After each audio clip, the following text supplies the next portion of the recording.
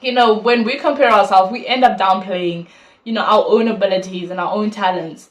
And I think it's very, very important to understand that we are all different and it is okay. Like, God wanted it that way.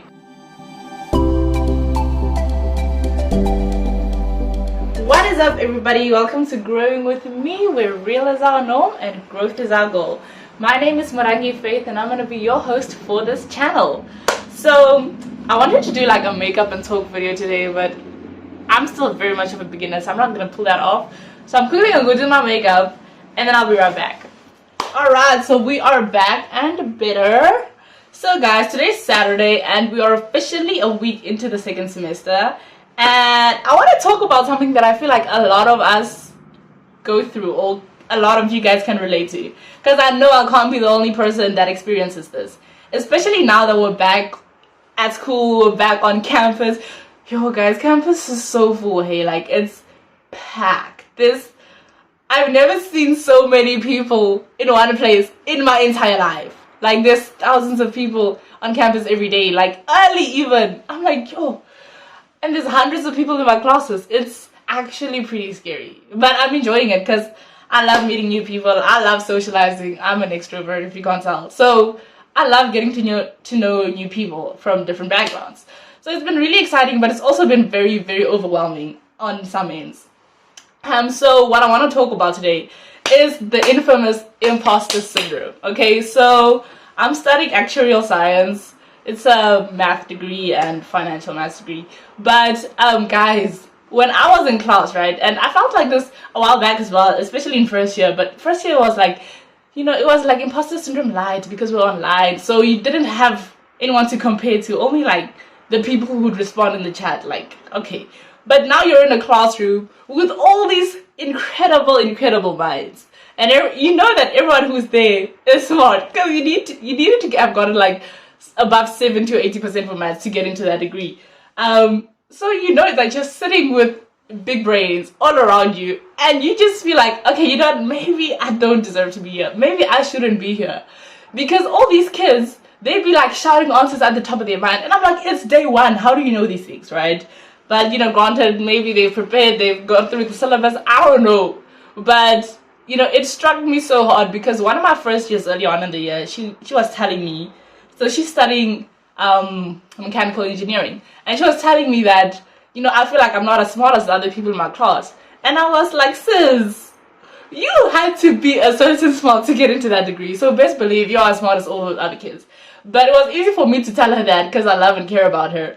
But when it comes to me, I'm just like, yo, you're actually like the biggest imposter here because, you just feel like you're not supposed to be in a certain place. Like you feel you're just not qualified enough.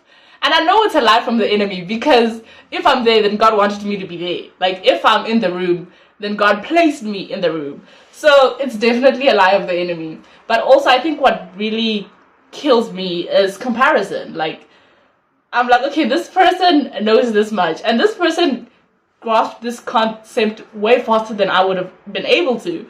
So that comparison, it kind of makes me want to shrink back.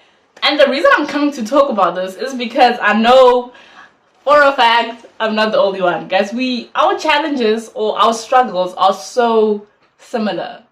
And they relate so well. So I know if I'm going through this, and there's some child out there that feels exactly the same way. For me personally, I've never been the kid to answer any type of questions in class. Even in high school, like if I know the answer is between me and God. God knows my heart. So I'm happy with him knowing that I know the answer to. So when I'm surrounded by all these big personalities that literally know the answer to every question that is asked in class, and they ask questions about things that we're gonna do 3 weeks from now, I'm like, yo, yeah, if this is what it takes to be in this class, then I clearly am not qualified. And that's because I'm comparing where I am to where they are. And that is not right because firstly, we're not made the same. We're not wired the same. Our level of comprehension is not the same. Our level of intellect is not the same. But so the point I'm trying to make is, when we compare ourselves, we end up downplaying, our own abilities and our own talents. And I think it's very, very important to understand that we are all different and it is okay. Like, God wanted it that way. If God wanted like 7.5 billion people that were all the same, then he really would have made 7.5 billion that are all the same. But he didn't. And we can see this even when we're reading like the story of the talents in the Bible, or, you know, the bags of gold, depending on what translation you're using, where Jesus, you know, was telling the story of how when the master went away, he gave the different servants different bags of gold or different bags of talents. And it says, and I quote, he gave each according to their ability.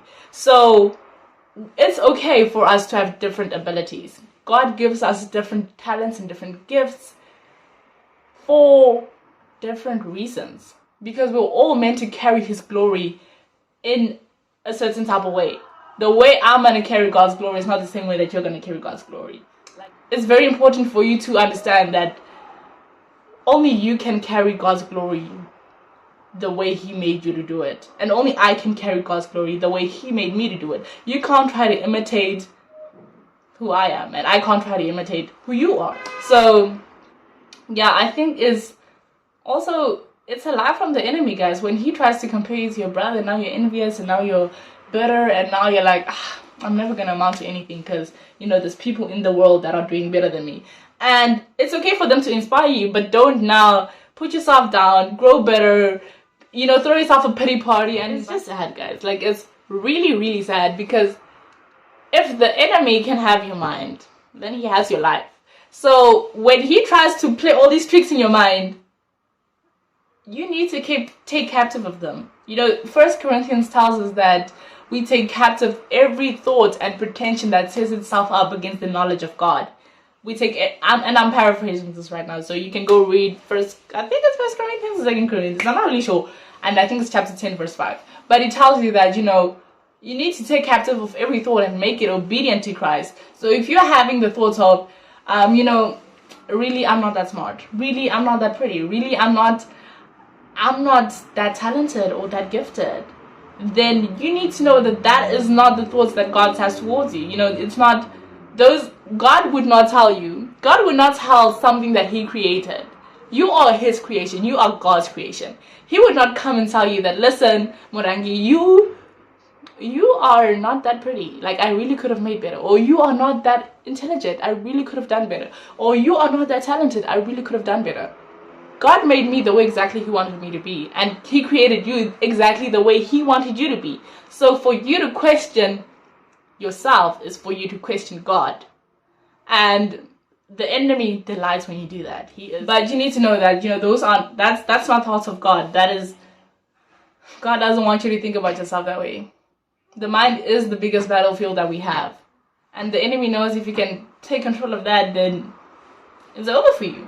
Then you can't live in purpose. You can't do the things that God wanted you or created you to do. And you can't carry God's glory in being how he created you to be. So yeah, guys.